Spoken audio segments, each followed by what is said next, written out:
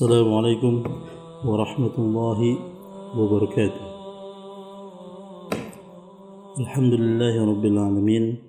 Hamdan katsiran thayyiban mubarakan fih.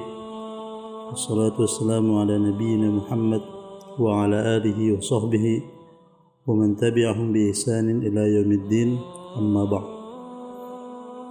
Puji dan syukur kita selalu kita hanturkan kepada Allah Azza wa Jal yang telah memberi kita nikmat hingga kita dapat merasakan bulan Ramadan tahun ke 1443 Hijriah ini, dan kita selalu berdoa semoga saja Allah dapat mempertemukan kita lagi di Ramadan di tahun berikutnya.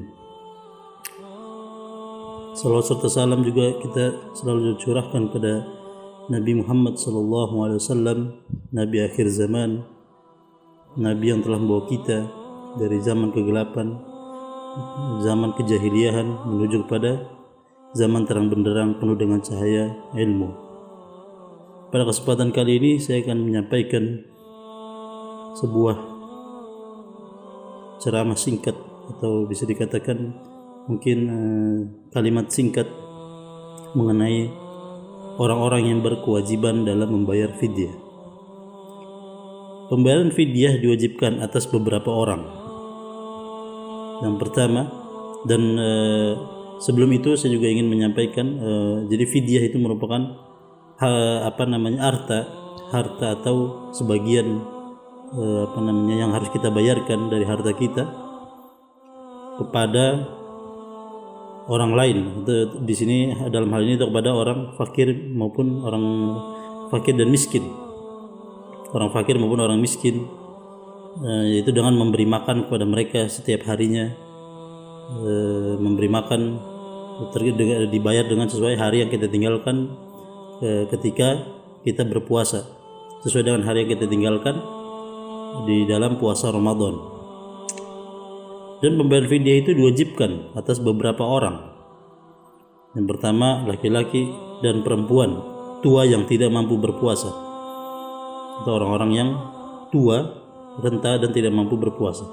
Yang kedua, perempuan hamil dan yang sedang menyusui, yang khawatir terhadap bahaya yang dialami oleh kandungannya atau anak susuannya jika berpuasa.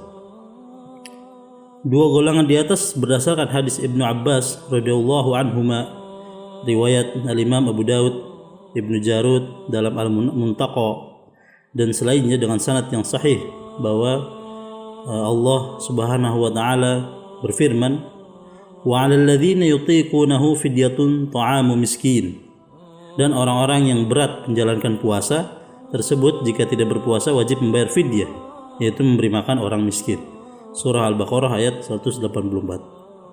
Kemudian sahabat yang mulia Ibnu Abbas berkata, rakhasa lisyaykh al-kabir wal ajuz al-kabirah fi dhalika wa huma yutiqani sawm an yuftira in sha'a aw yut'ima kulla yawmin miskinan wa laqada'a alayhima thumma nusikha dhalika fi hadhihi al-ayah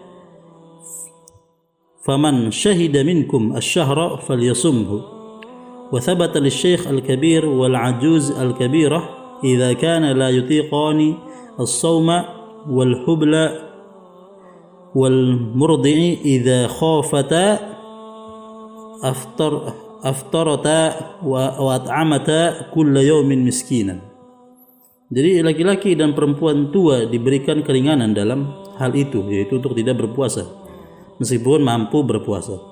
Keduanya diberikan keringanan untuk berbuka apabila ingin, atau memberi makan satu orang miskin setiap hari dan tidak ada qada atas mereka berdua. Kemudian hal tersebut dinasakh atau dihapus hukumnya dalam ayat ini. Barang siapa di antara kalian yang menyaksikan bulan Ramadan hendaknya ia berpuasa, maka tetaplah hukum tersebut bagi laki-laki dan perempuan tua yang tidak mampu berpuasa, juga bagi perempuan hamil dan menyusui apabila khawatir bahwasannya puasa dapat membahayakan kandungannya atau anak yang ia susui, yakni mereka berdua, dan membayar fidyah setiap hari. Ketiga, orang yang sakit terus-menerus yang kesembuhannya tidak diharapkan lagi, yaitu sakit yang tidak bisa disembuhkan menurut para ahli kesehatan atau menurut kebiasaan. Hal di atas berdasarkan riwayat lain dari Ibnu Abbas radhiyallahu anhuma oleh Imam An-Nasai dengan sanad yang sahih bahwa tentang firman Allah Ta'ala, wa 'alal ladzina yutiqunahu fidyatun ta'amu miskin, ayat yang tadi telah dibacakan. Kemudian Ibnu Abbas berkata, la yurakhasu fi hadzal illa alladzi la yutiqu siyam aw maridin la yushfa. Keringanan untuk tidak berpuasa tetapi membayar fidyah ini hendaklah diberikan kecuali kepada orang tua, tidaklah diberikan kecuali kepada orang tua yang tidak mampu berpuasa atau kepada orang yang sakit yang tidak sembuh. Kemudian tata cara pembayaran fidyah adalah dengan memberi makan orang miskin sesuai jumlah hari puasa yang telah ditinggalkan. Contohnya apabila tidak berpuasa selama 15 hari, ia memberi makan 15 orang miskin. Fidyah boleh dibayar sekaligus dan boleh dibayar sebagian secara terpisah. Dan juga fidyah selain kepada orang miskin juga boleh kepada orang fakir. Kemudian pembayaran dengan makanan tidak boleh diuangkan. Jadi pembayaran dalam bentuk makanan, tidak boleh dalam bentuk naqdan atau uang. Maka dengan hal ini kami menegaskan bahwa fidyah tidak boleh diuangkan. Kemudian bentuk dan jenis makanan fidyah itu bersifat umum, tidak merinci ketentuan akan jenis makanan.